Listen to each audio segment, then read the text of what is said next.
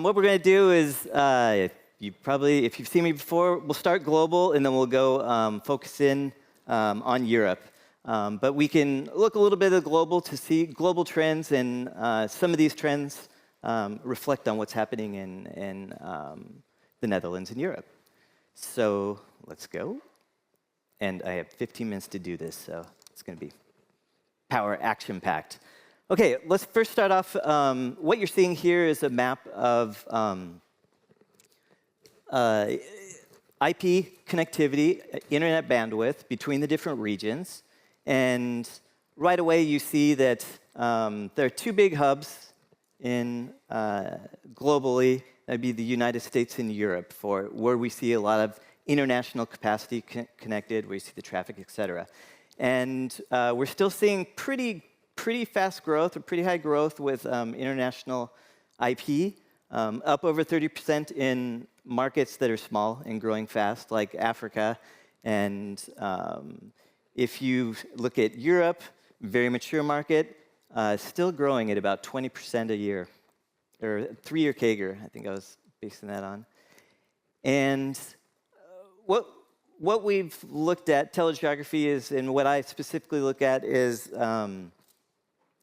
cloud data centers and where the hyperscalers are going, because this gives us an indication of where we're going to see a spike or increasing growth of international connectivity, data centers, et cetera.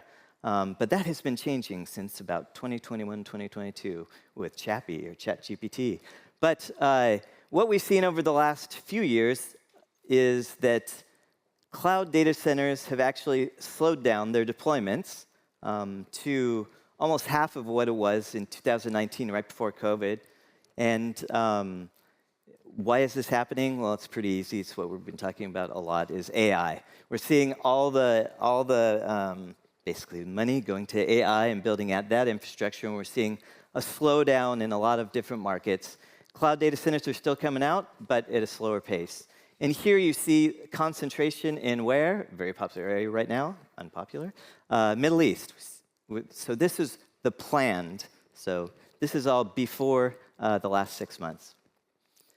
Talking about resiliency, we can take a look in the Middle East, what's happening here with data centers. We talk about all the cable cuts, but now we're seeing the effect of this war on data centers.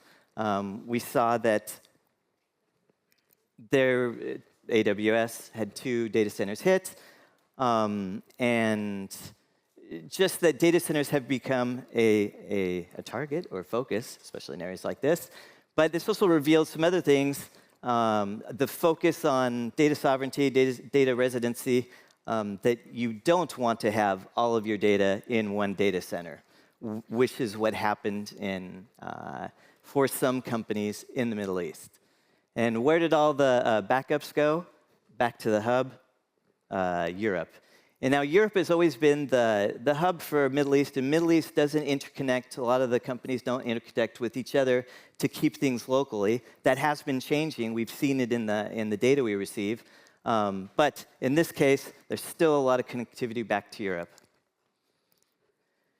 So talked about data centers. That's the most recent. But if we go back over the last couple of years, what's happening with the different cable cuts in the Red Sea, and now in the Strait of Hormuz, what's happening? No cables cut, but can't access these if something happens. So we're seeing a lot of submarine cable resilience or redundancy, or changing routes to avoid this whole area. And we're seeing, for example, Meta and others building south, and Google building south instead of going through this area at all. We are seeing the reaction, and this is not being prepared before this happens with the cable cuts, is there were no alternative land routes. And in the last couple of years, there's been a lot of activity to build across several different routes, Saudi Arabia and through Iraq and Iran. But so we see this reacting to what's happening rather than planning for it. So I guess this is the cautionary tale of what we should do before these things happen.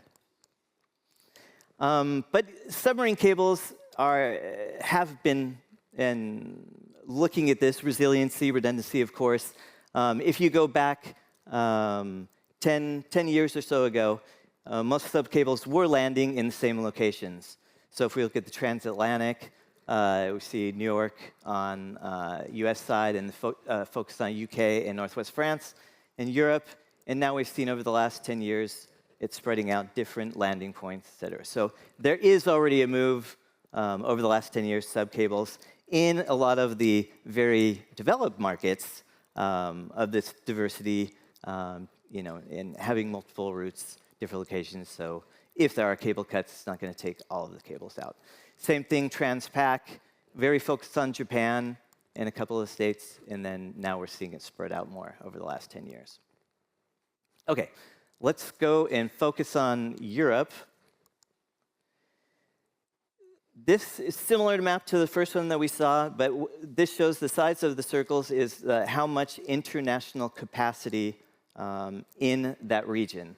So you see Europe by far has the most international IP capacity connected, and Europe does serve as a hub for primarily Africa, Middle East, and South Asia.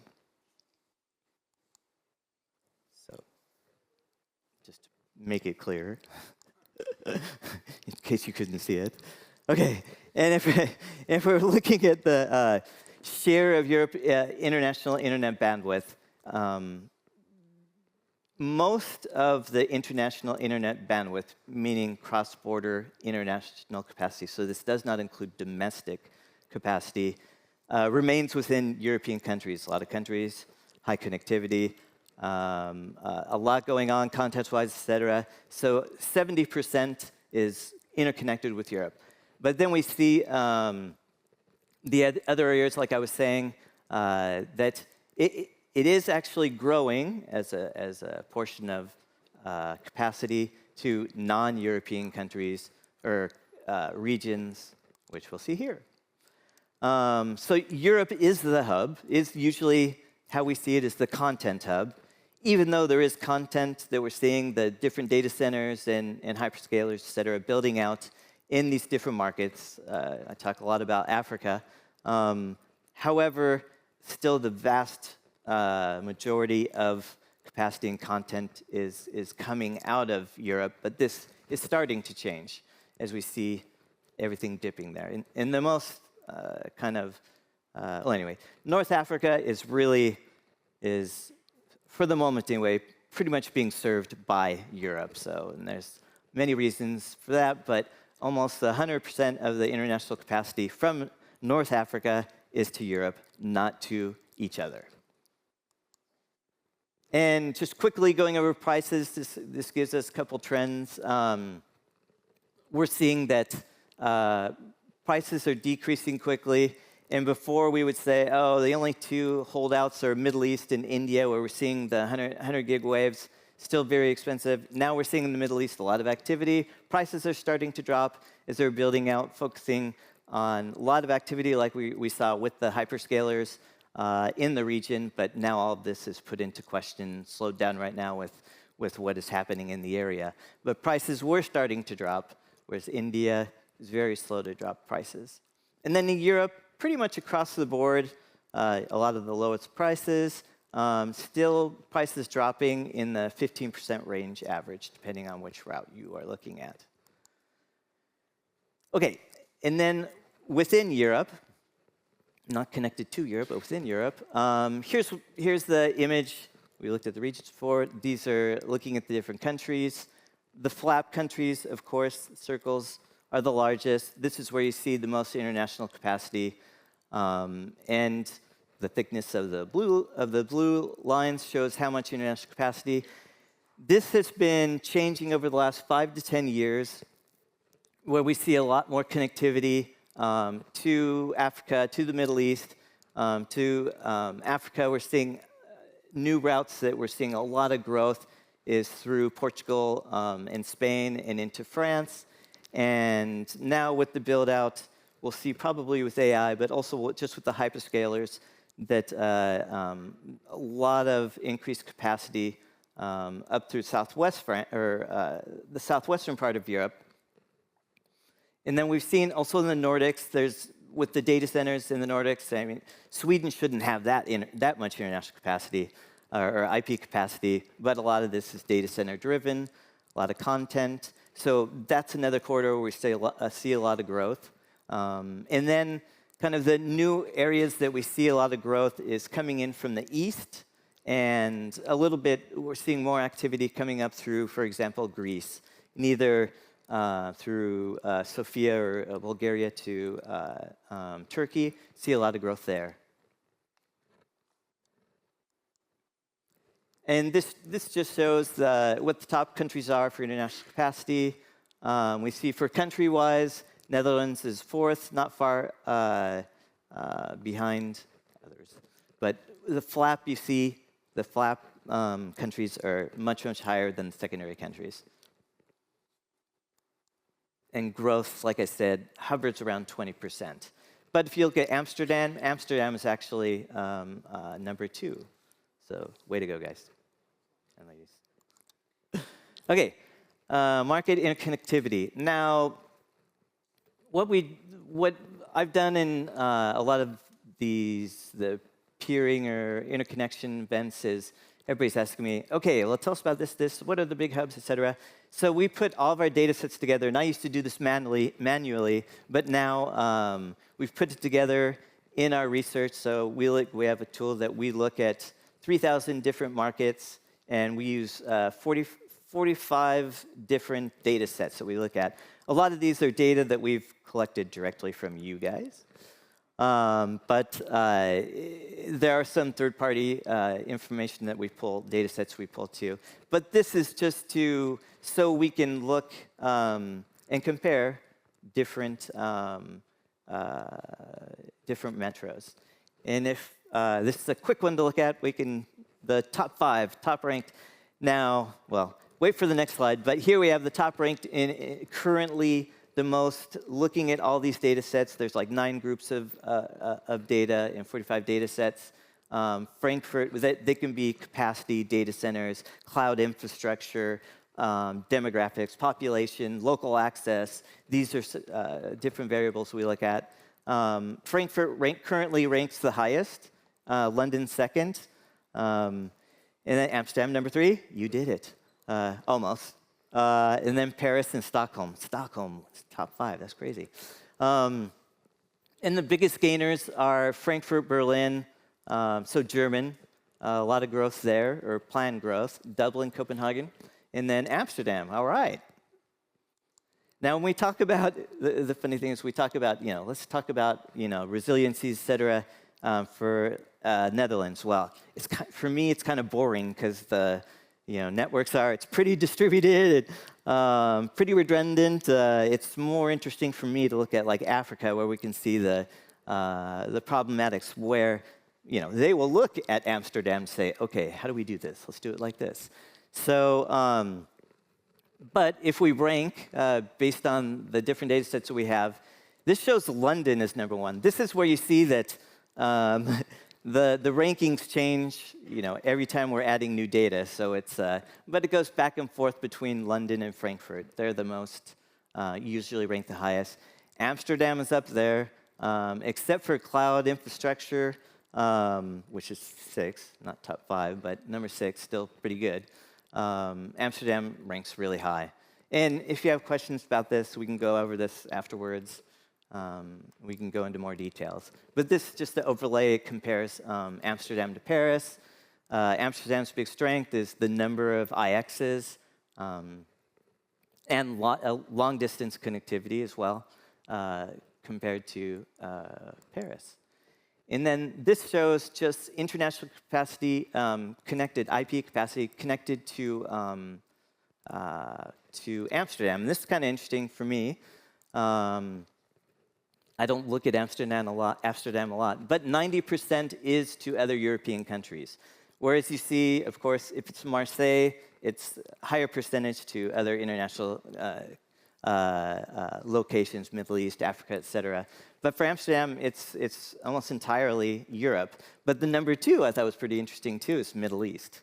Sorry if Chadar is here, that yes, we group in Istanbul in Middle East. So and that's good. Okay. And then focusing on submarine cables in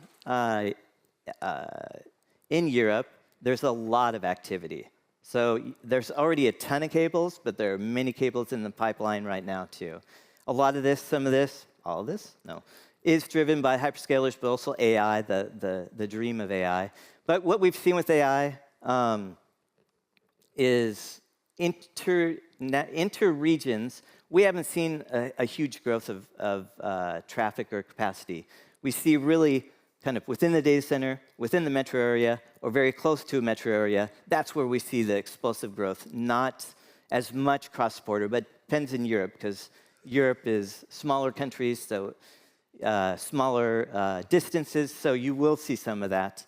But between regions, like to Africa, or, I'm sorry, like North America to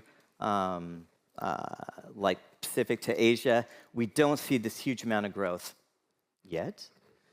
But here we see, I think, the total of active subcables to the Netherlands is 10, with one more on the way. And so pretty good at redundancy, doing a pretty good job. Data centers kind of slowed down because of various reasons. And maybe a lot of the problems would be focusing on power grid. I think that's the big weakness, the slowdown. But besides that, there's already pretty good existing infrastructure. But as I said before, for the cloud regions, not a ton of activity right now in Europe. Just a couple in the Nordics and a couple in the East. And this is, once again, where we're seeing growth. But why has it slowed down so much? It's because the GPU as a service, or companies like the neoclouds that are, and all AI, focus on building out the AI data centers. And what this slide shows is the new, this is just looking at the GPU as service neoclouds build-outs. You only see these data centers, the number of data centers like this in North America, primarily US, US, Canada, of course, and in Europe. So we see a lot of activity. But where we're going to see a lot of activity soon is a lot of these data centers are islands, and they haven't yet connected to each other within companies. So, and I was actually surprised that talking to different neoclouds, that there wasn't this focus on connecting. They're talking about connecting, but it's really early days. So except for CoreWeave, we don't see this big expansion of their network. And if you go to PeeringDB, almost none of them have any networks up here, et cetera. But I believe that they'll follow kind of CoreWeave's lead. And if they can make the shift and not only have the hyperscalers as their main customers, then we'll see if they can survive. Sorry if there's any GPU as a service neoclouds here. And with that, I'll end it there. But a third, well, one more thing. At the moment, there are 96 active and planned data centers and in Europe, and 30 of those now are GPU or neoclouds. So a lot of activity there. We're going to see how that affects the networks. This may change things up.